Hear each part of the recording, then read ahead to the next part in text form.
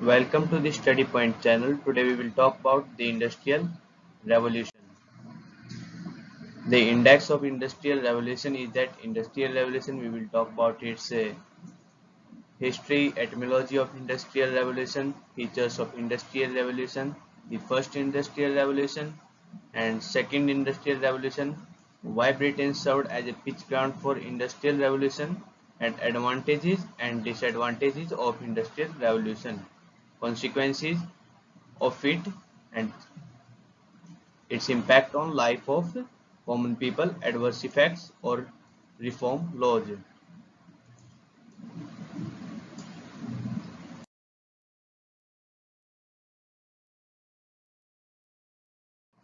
The Industrial Revolution. Industrial Revolution in modern history is the process of change from an agrarian to handicraft economy to one dominated by industry and machine and manufacturing. Earlier, human society was totally agrarian or dependent on its activities of agriculture or cattle, dairy farming, etc., or village level handicraft industries or a small cottage industries of like weaving, pottery, etc., on which village economy was dependent. But in the modern era, industrial revolution, machines were inducted in manufacturing process on large scale production expanded to the large scale, which led to the industrial revolution. Industrial Revolution. This all began in Britain in the 18th century.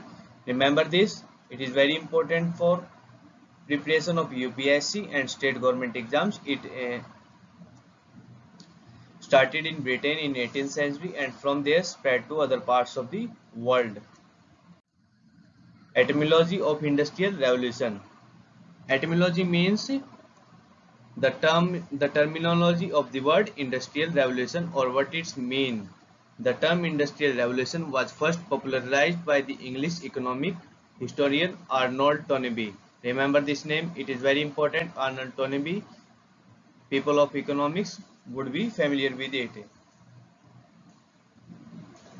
To describe Britain economic development from 1760 to 1840. The term Industrial Revolution was first popularized by the English economic historian Arnold Toynbee. Features of Industrial Revolution. The main features involved in the Industrial Revolution were technological, socio-economic, and cultural.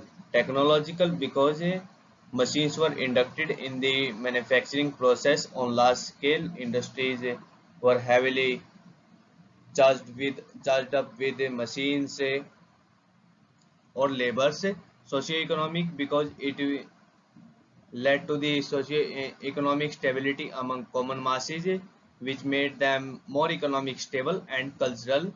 This led to the more cultural activities. People were exposed to the city life. This led to the cultural change in life of people. The technological changes included the following: the use of new basic material, chiefly iron and steel, the use of new energy sources including both fuels and motive power such as coal, steam engine, electricity, petroleum, and the internal combustion engine. During the Industrial Revolution era, coal was heavily mined from earth and petroleum was extracted from wells because it was needed in engines or to run factory or industries. The invention of new machines such as the spinning jenny and the power loom that permitted increased production with smaller expenditure of human energy. Machines were introduced as we earlier talked about it in Industrial Revolution. Machines, these are the names of machine: the spinning jenny and the power loom, which decreased the demand of human labor, which permitted a increase in production with a smaller expenditure because machines require less expenditure as compared to man force, which require wages, facilities of accommodation, transportation, etc. But if we invest in machine, it is put at one place and we can use it at more pace. A new organization of work known as the factory system came into existence, which entailed increased division of labor and specialization of function. In today's time, we also can see that we can also see that laborers are given work according to their specialization. Like a highly skilled labor is given a job at a highly skilled places in the industry, and unskilled labor is given work that requires less specification. Important developments in transportation and communication, including the steam locomotive, steamship, automobile, airplane, telegraph, and radio, and the increasing application of science to industry. And it is very important the transportation and communication increased due to the industrial revolution, because goods were goods manufactured in industries were subject to transport, because from without transportation no business can be done. So steam locomotives, automobiles, airplanes, telegraph, without communication we can also not do business. And radio and the increasing application of science to industry was heavily promoted during the industrial revolution. The first industrial revolution in the period 1760 to 1830. The industrial revolution was largely confined to Britain. Earlier talked about Arnold Toynbee was the first to etymologically describe the term industrial revolution. In the period of 1760 to 1830, which we call as the first industrial revolution, which is largely confined to the Britain territories. Aware of their head start, the British forbade the export of machinery, skilled workers, and manufacturing techniques. In this period of 1760 to 1830, Britain put ban on export of machinery, which is with them or skilled workers who know the work or know the how to run a industry and manufacturing techniques to other parts of the world. That's why it is confined to the British territories. The British monopoly means a single rule or say a single autonomy or resources could not last forever, especially since some Britons saw profitable industrial opportunities abroad, while continental European businessmen sought to lure British know-how to their countries. Two Englishmen, William and John Cockerill, brought the Industrial Revolution to Belgium by developing machine shops at Liège 1807, and Belgium became the first country in continental Europe to be transformed economically like its British progenitor. The Belgian Industrial Revolution centered in iron, coal and textiles. From here we can see that Britishers were highly selfish in nature. Britishers put a ban on machinery, skilled workers and manufacturing techniques, but it could not last too much time, because Britishers also saw opportunities in going abroad or continental trade, etc., to increase their profits. Two Englishmen, William and John Cockerill, introduced the Industrial Revolution concept to the Belgium by developing machine shops at this place Liège in 1807, and Belgium became the first country in continental Europe to be transformed economically. After the Britain, Belgium was the first country in this entire world to have an industrial revolution. The Belgian industrial revolution centered in iron, coal and textile. We also earlier talked about it heavily inducted machines which require iron and steel and coal for energy.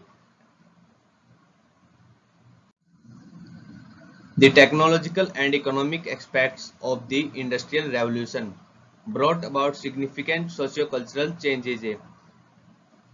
The technological and economic aspect, technology machines changed the everyday life of people. Machines were inducted Earlier people do not have watches. Watches were on wrist were are now a fashion on and economic aspects. People were more economic stable. They were able to purchase things according to their choices, which was not as much suitable in the agrarian economy. This led to the socio-cultural changes. In its initial stages, it seemed to deepen laborers' poverty and misery in its earlier, because at the stage of first industrial revolution, the high class community uh, higher labor at low wages. This led to laborers live in misery or in a very pathetic situation. Their development and subsistence became dependent on costly means of production that few people could afford to own. Job security was lacking. Earlier, job was not permanent. If a owner wants to sack them, he could sack them, or if owner wants to keep them, he could keep them.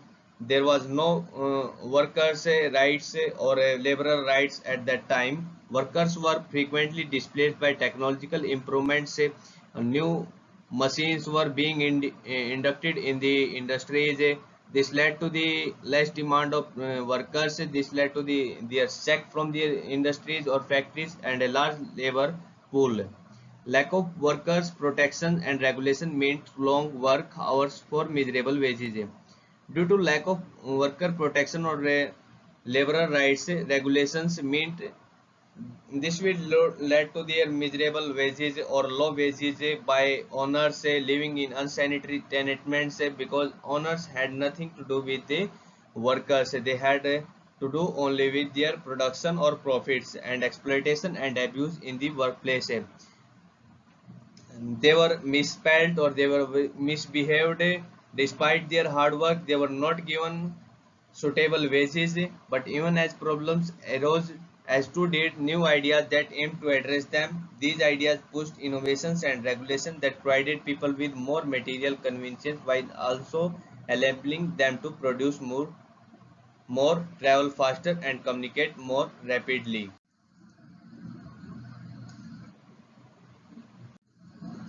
Second Industrial Revolution. Despite considerable overlapping with the old, there was mounting evidence for new industrial revolution in the late 19th and 20th centuries. Now the first industrial revolution was declining and the second industrial revolution was arising. This overlapping of the industrial revolution is in the late 19th and 20th centuries. In terms of basic materials, modern industry began to extract many natural and synthetic resources not hitherto utilized: lighter metals, rare earths, new alloys, and synthetic products such as plastics, as well as new energy resources. During the 19th and 20th centuries, a new era of industrial revolution has been aroused. This led to the more exploitation of natural resources. Development of synthetic products such as plastics came into existence, and more energy was required to perform industrial function at a larger scale. Combined with these were developments in machines. Development was totally focused in machines, tools, and computers that gave rise to the automatic factory system. Although some segments of industry were almost completely mechanized in the early to mid 19th century, automatic operation, as distinct from the assembly line, the first achieved major significance in the second half of the 20th century. Why Britain served as pitch ground for industrial revolution? It had been politically stable since the 17th century, with England, Wales, and Scotland unified under a monarchy. Earlier, Wales and Scotland were under the United Kingdom. Now Wales is only under United Kingdom. This meant that the kingdom had common laws on the people of both Wales and Scotland, a single currency in all these countries of Wales and Scotland. and a market that was not fragmented by local authorities. It is more important to know that in the United Kingdom, local authorities were not so much influential as compared to the monarch in United Kingdom. Besides, England had great domestic and international market under its control, which helped in the growth of the Industrial Revolution. As we all know, Britishers had ruled the half of the globe at once. That's why it was not very hectic for them to handle their trade with other nations in international market because their monopoly was everywhere, which helped in the growth of their industrial revolution. Finance, the Bank of England was founded in 1694. Remember this, when the Bank of England was founded, it is 1694. Why Britain served as a pitch ground for industrial revolution? Another reason, coal and iron. Coal and iron ore were important raw materials in the industrial revolution, and as now they are also important in today's era also. Abraham thereby invented the blast furnace in the 1709.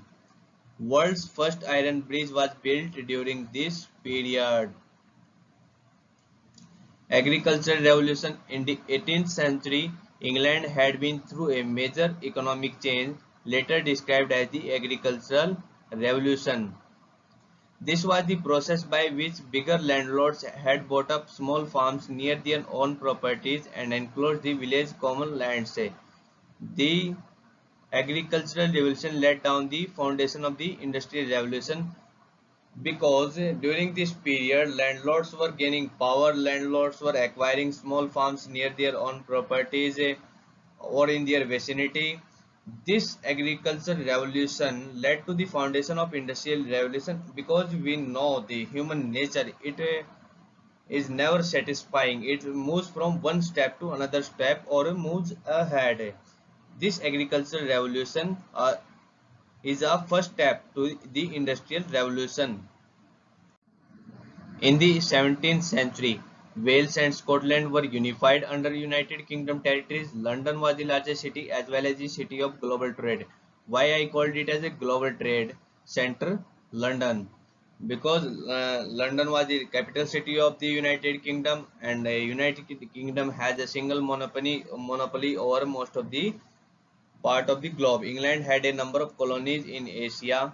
In Asia, India was the significant colony of Britishers, Africa and Europe. These helped in obtaining the raw material for industries. From India, they were exporting cotton, indigo, spices, etc. By the 18th century, the center of global trade had shifted from Mediterranean ports of Italy and France to the Atlantic ports of Holland and Britain.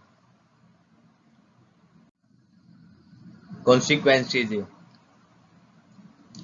As we all know that everything has a pros and cons or advantages and disadvantages. Positive effects of a industrial revolution are the onset of textile industry also helped in the emergence of a industrial revolution. Invention of machines in cotton industry. The flying shuttle loom invented by John Kay in 1703. It is a name of a textile industry machine. Flying shuttle revolutionized the textile industry. The spinning jenny is another machine. The water frame, the mule, the power loom. Don't confuse it with animal. The mule is a machine. Increase in production due to induction of a machines or large scale introduction of railways and canals for the better transportation or communication through the railways. Railways took the industrialization to the second stage. Thomas Savery built a model steam engine, the miner's friend, in 1698. Another steam engine was built by Thomas Newcomen in 1712. The steam engine had been used only in coal mine until James Watt developed a perfect steam engine in 1769. We all know that a steam engine was founded by James Watt, and we read it in history. But prior to him, steam engine was already developed by two others. two other inventors. Thomas Savery built it in 1698. The very first steam engine or another steam engine, the second steam engine we can call it as built by Thomas Newcomen in 1712. It is James Watt who built it finally in 1769, the perfect steam engine, and established the Soho foundry in Birmingham in UK. Birmingham is in UK. James Brindley built the first English canal in 1761. The canal mania prevailed from 1718 to 88 to 1796. Canal mania, I mean that during this period of 1788 to 1796, a number of canals were built. The first steam locomotive, Stephenson's Rocket, appeared in 1814. Richard Trevithick devised an engine, the Puffing Devil, in 1801 and a locomotive, the Blucher, in 1814. The first railway line ran between Stockton and Darlington. Remember this, it is very important for point of view of world history too, as a or for information too. The first railway line ran between Stockton and Darlington. The title Railway Mania prevailed from 1833 to 1837 and the Bigger Mania from 1844 to 1847. Advantages and disadvantages. In the 1830s, the use of canals revealed several problems. The congestion means tightness or narrow of vessels made movement slow, like it is a canal, two ships are passing by. It means they have to slow down to have a safe passage in canal on certain stretches at various points of canals and frost, flood or drought. Because in England we see that there is a too much winter or cold. That's why sometimes these canals frost or freezes, and in during the monsoon or rainy season they are flooded with heavy water, or during the summertime they are drought or they are with less water, limited the time of their use.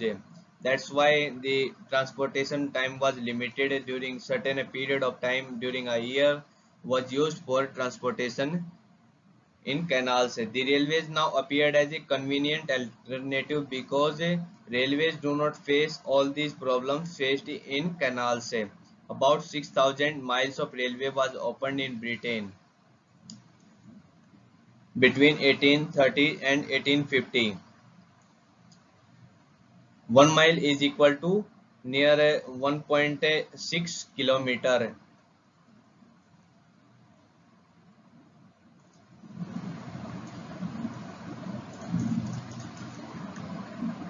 During the Little Railway Mania, 1400 miles of line was built, and during the Bigger Mania of 1844 to 1847, another 9,500 miles of line was sanctioned.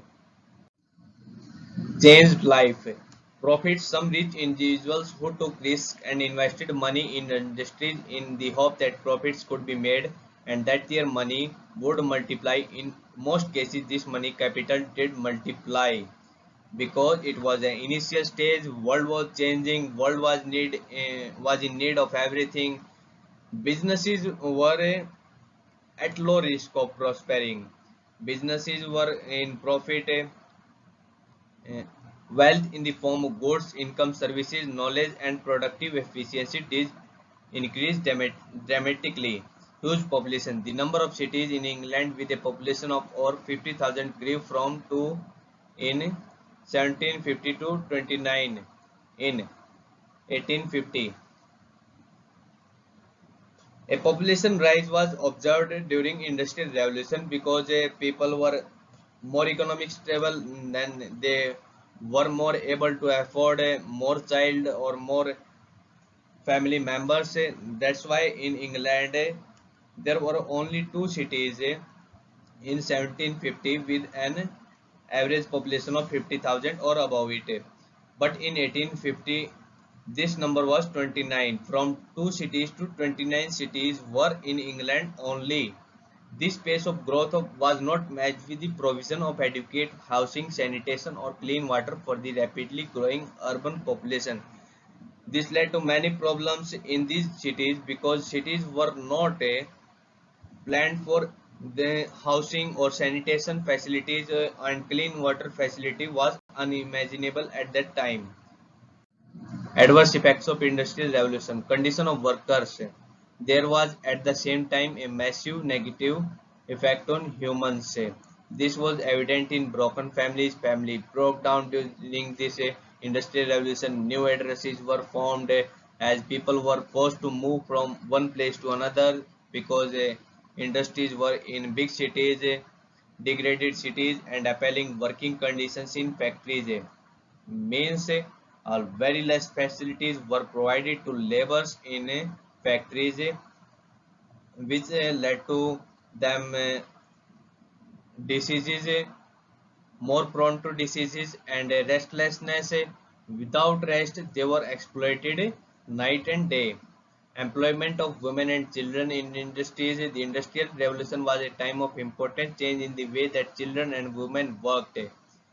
The earning of women and children were necessary to supplement men's meagre wages. Factory managers considered child labor to be important training for future factory work. During this time, the selfishness of human nature was much more prominent because factory owners or managers considered child laborers as a playground to train them for future, or a very soft target and a low wages on low wages. Protest movement, meaning industrialization led to greater prosperity for some, for a factory owners, industrialists, but in the initial stages it was linked with poor living working condition of millions of people working in the industries in pathetic situation, including women and children who were more exploited because women were and children were given low wages as compared to the men, and children were treated as a future investment in a industrial startups, or women were sexually harassed or abused at workplaces. This sparked a protest which forced the government to enact laws for regulating conditions of work. Ludism. What is Ludism? Ludism 1811 to 1817 fought for the workers' affected by new machines. It was led by the charismatic General Ned Ludd. It is on his name we call it as Ludism. Its participants demanded a minimum wage. Minimum wage should be given to the laborers, control over the labor of women and children, like monetary policy was should be there. Work for those who had lost their jobs because of the coming of machinery, and the right to form trade unions so that they could legally present these demands. Led to the labor's unions were formed, say workers unions were formed. Result, the government reacted by repression and by new laws that denied people the right to protest. For this reason, they passed two combination acts and supported corn laws. Through the act of 1833, more children were put to work in coal mines. Ludism did not solve the problem of it industrial revolution, but it sparked that topic for right to protest, or for laborers, for reform laws. Laws were passed in 1819 prohibiting the employment of children under the age of 9 in factories and limiting the hours of work of those between the ages of 9 and 16 to 12 hours a day. From here you can imagine that today's adult only work 8 hours a day, and our labor rules also say that, but at the time of industrial revolution in 1819, children below the age of 9 could not work in factories, but above 9 to and in between 16, they have to work 12 hours a day, and above the age of 16 we could not imagine how the work how much work they used to do. The Mines and Collieries Act of 1842 banned children under 10 and women from working underground. The 10 hours bill was introduced in 1847 after more than 30 years of agitation. It limited the hours of work for women and young people and secured a 10-hour day for male workers. Fielder's Factory Act in 1847 prohibited children and women from working more than 10 hours a day. In 18th century, England witnessed the agricultural revolution and the process of enclosure. We earlier talked about agricultural revolution in which landlords were gaining more lands in their vicinity, and this led to the industrial revolution due to their more advancement of their thinking or their approach to prosper or to gain profits, etc. Thank you for watching this channel. Like, comment and share. Do subscribe this channel.